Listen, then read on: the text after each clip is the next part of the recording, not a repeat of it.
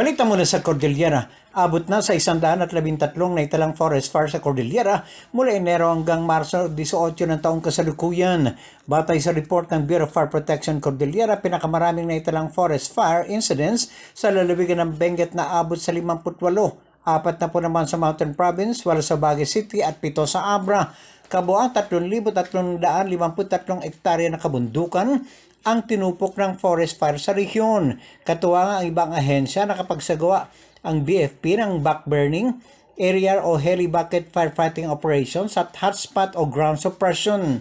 Nagpatupad rin sila ng monitoring, reconnaissance at koordinasyon sa mga ahensya at lokal na pamahalaan hinggil sa pag-upula ng mga sunog.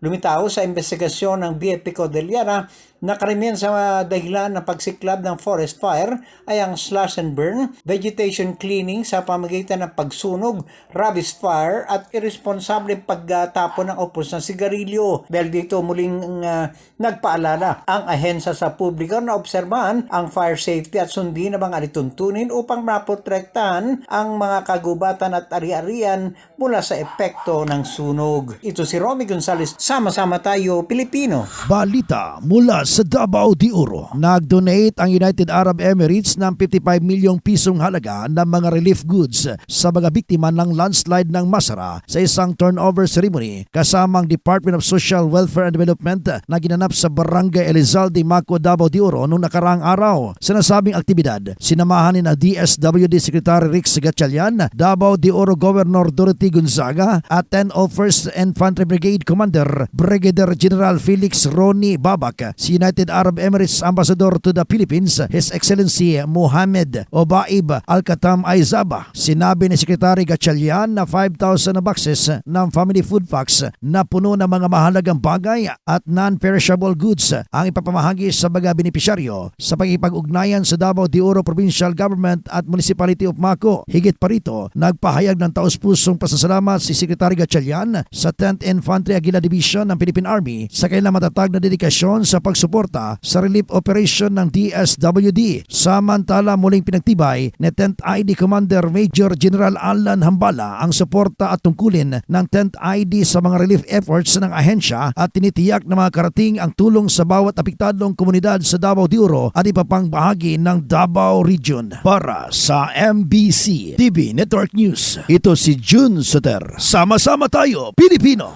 Hinangaan at umani ng papuri ang isang kagawad ng barangay matapos isuplon nito ang kanyang mismong kapatid na nakita niyang bumabatak ng droga sa barangay San Vicente, Orion, Bataan. Ayon sa ulat ng Orion PP, nakatanggap sila ng sumbong mula sa mismong kagawad ng barangay na ang kapatid umano ng kagawad na isang buwan palang kalalaya sa kaso ding droga ay gumagamit ng shabu sa loob ng bahay nito. Agad pinuntahan ang lugar at huli sa akto. Sa paggamit nito ng shabu na agad naman itong inaresto.